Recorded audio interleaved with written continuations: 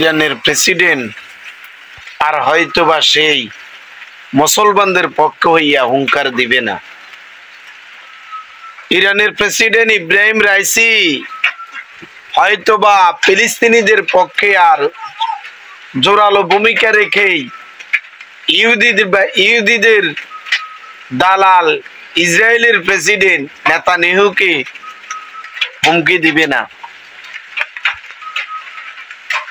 তার জীবনের শেষ মুহূর্ত দেশের জন্য কাজ করে গেছেন, সেই দৃষ্টান্ত স্থাপন আজ সারা বিশ্বব্যাপী।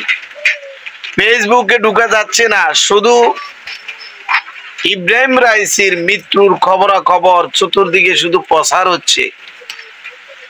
বিমান হেলিকপ্টার দুর্ঘটনায় ইব্রাহিম রাইসি, ইরানের পররাষ্ট্রমন্ত্রী আব্দুল্লাহিয়ান, গভর্নর এবং প্রেসিডেন্টের সবচেয়ে দক্ষ স্মার্ট শৌকস একজন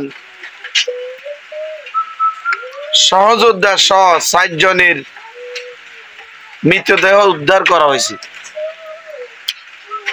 ইরানের একটি রাজ্যের একটি বাঁধ নির্মাণ উদ্বোধন করতে গিয়ে আসার পথে হঠাৎ হেলিকপ্টারটির সাথে ইরানের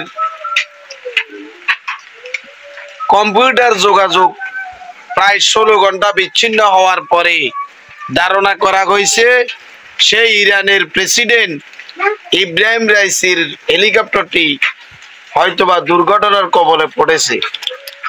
জীবিত না মৃত তাদের এই হেলিকপ্টার ধ্বংসাবশেষ উদ্ধারের জন্য, চিহ্নিত করার জন্য বারবার ড্রোন ক্যামেরা সেখানে ভিডিও ধারণ করে ছিল। পরে এমন এক জায়গায় তাদের সেই মৃতদেহ এবং হেলিকপ্টারের ধ্বংসাবশেষ পাওয়া গেল।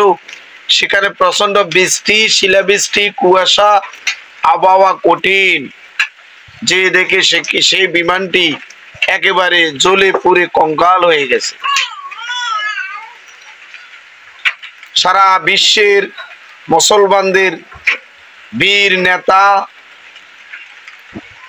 একজন ইসলামের পক্ষে জোরালো ভূমিকা পালনকারী, পবিত্র কোরআন তেলাওয়াতের একজন হাফেজ, ইরানের প্রেসিডেন্ট ইব্রাহিম রাইসি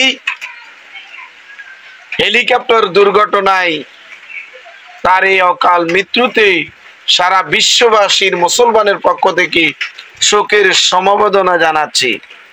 প্রিয় সহযোদ্ধারা, সহপাঠীরা, প্রাণ ফলোয়াররা সবাই ভিডিওটি শেয়ার করে দিবেন।